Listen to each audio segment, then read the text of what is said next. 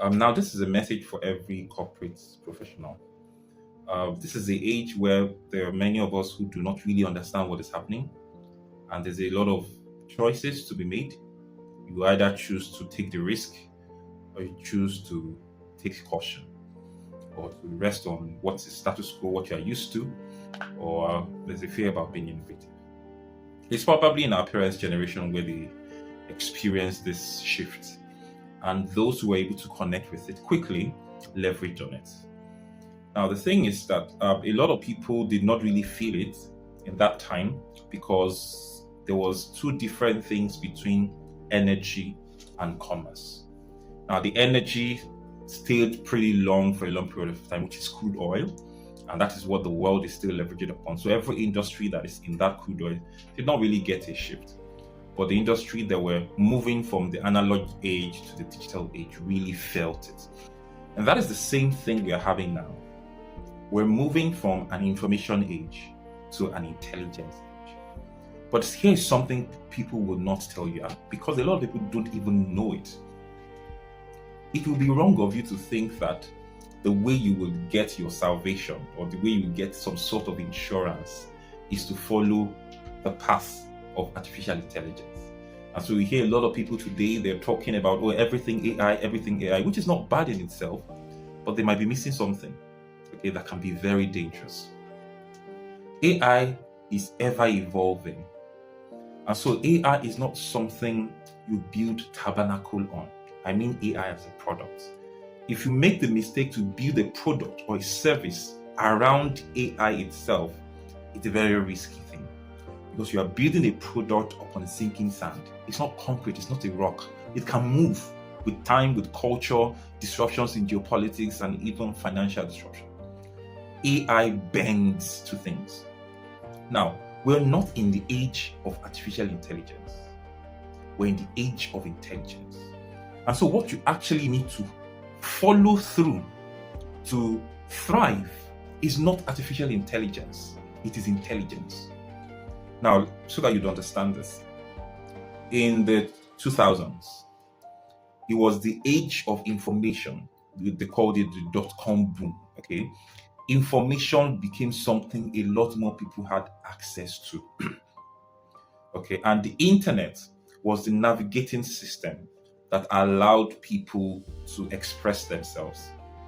Now, the people who thrived were the people who understood the engineering of information with the internet, not just people who went with information. Even though we are in the information age, you don't just go with the products of the internet. You see how things continue to evolve as people's culture adapted. It's the same thing with this age. And so, for many people, one of the things you need to understand is a sad reality. And the sad reality is the brook is drying up. Professionally, for many people in the corporate space, the brook is drying up. And it is not for you to pray that water should come back to the brook. That would be a wasted prayer for those who are spiritual. The prayer is to find wisdom that will direct you to the source of the water. Now, one of the things you need to understand is on the earth, the volume of water never truly changes. It only changes location. And so the point you need to understand is the brook is drying does not mean that there is no more water on the earth. It means that either water is changing its state or water is moving somewhere else. And so the goal for you is not to understand the brook, but to understand the position and the movement of water. And that's what you're supposed to follow. When you navigate through the movement of the water, it will lead you to where the water body is. Understand geography, understand gradient, understand heat, understand all of those properties of water. That allows you to know, okay, just continue to go downstream and you continue to find more pool of water. It is the same thing with this age where a lot of people are trying to infuse artificial intelligence into every part of their business without fully understand the principle of the age of intelligence. Like I've mentioned before, one of the things artificial intelligence does is to make our work easy, is to take away from us some redundant and task-based work. Eventually, agentic AI will begin to look into that decision making in the sense that it becomes autonomous. So many of the things we would want to crack our head with, it can do that pretty much. But one of the things that artificial intelligence does is that it brings what already exists and tries to combine it in some beautiful ways. If you understand design thinking, then you would know what the system of artificial intelligence does. But artificial intelligence is not creative. It is pattern recognizing. It is not creating. Creating means that can you create something out of nothing? That is creativity. That is something artificial intelligence does not have. Now it can combine A plus B plus C to create a different product, okay, which is good. But something must consciously and consistently feed into that system. And so, one of the ways that professionals will continue to thrive in this age is to go after intelligence, is to try to find problems and equip yourself to solve this problem. Now, if you do this well, artificial intelligence will become a tool for you to help you in creating solutions to problems. You will not see artificial intelligence as something that is coming to disrupt your industry. You see artificial intelligence as a tool that gives you a headway, that gives you speed, that allows you to focus on more complex things. And so, the people who drive more towards complexity will continue to have headway. The moment things become simplified and simple, it is for consumers. And the age of intelligence, those who would ride on that wave are the creators, not the creatives, the creators. It is the creators that will feed the creatives, and then the creatives will feed the masses. Okay, and so the creative in this age will be like the middlemen. And one of the things about the middlemen as technology improves is the first thing technology is used for is to take away the middlemen. Look at things like the Uber, the Airbnb, and all these systems. They are built to take away the middleman. So they connect the buyer directly with the seller. They connect the creator, the problem with the solution, and they take away that middle system of engineering. And so in order to be someone of vision, you have to look into the harder things of life. Now, there will become more poorer people in this age because a lot of people will believe that artificial intelligence is making things easier. And so they would dwell in the easier parts of life. The easier parts of life is the prison of life, where you have no privacy, where you have no freedom, where you have no authority to do anything.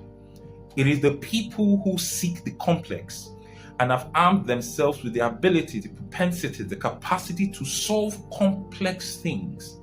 They're the ones who will continue to be the forerunners and the spearheads. And so as a professional, you have a task and a choice before you. Are you constantly seeking the things that are easy, the easy way out? So once you begin to conform to that, know that you are getting further and further and further away from solution. So I'll give you an example. Do you know that a lot more people who use LLMs like the ChatGPTs, the Claude and all of that, they constantly reduce their abilities and capacity to think critically.